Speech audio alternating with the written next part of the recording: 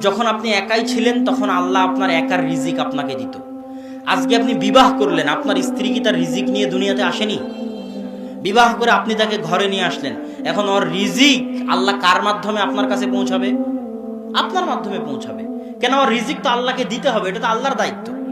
ও তো ঘরে বসে আছে, ও তো চাকরি করতে যায় না। শত শত স্ত্রী, হাজারো লাখো স্ত্রী আছে যারা যায় না কি করতে? চাকরি করতে যায় না, বাড়িতে কাজ করতেছে, সন্তান সন্ততি লালন পালন করতেছে। সে কি রিজিক নিয়ে আসেনি? তার রিজিক আল্লাহ কার হাত দিয়ে দিবে? আপনার হাত দিয়ে দিবে। আজকে একটা সন্তান হলো, সে কি রিজিক নিয়ে আসেনি?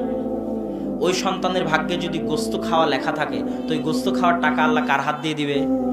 আপনার হাত দিয়ে দিবে। ওর ভাগ্যে যদি ভালো পোশাক আশাক লেখা থাকে, তো ওই ভালো পোশাক আশাকের টাকা আল্লাহ কার হাত দিয়ে দিবে? আপনার হাত দিয়ে দিবে।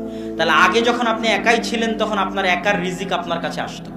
স্ত্রী আসলো, স্ত্রীর রিজিক যোগ হলো, স্ত্রীর রিজিক আপনার কাছে আসে।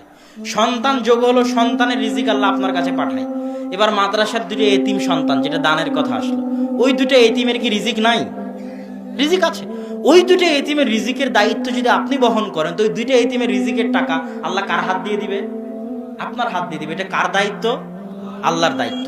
আপনি পৃথিবীর যত মানুষের রিজিকের দায়িত্ব উঠাবেন, তত মানুষের রিজিকের ব্যবস্থা আল্লাহ আপনার হাত দিয়ে করে দিবে।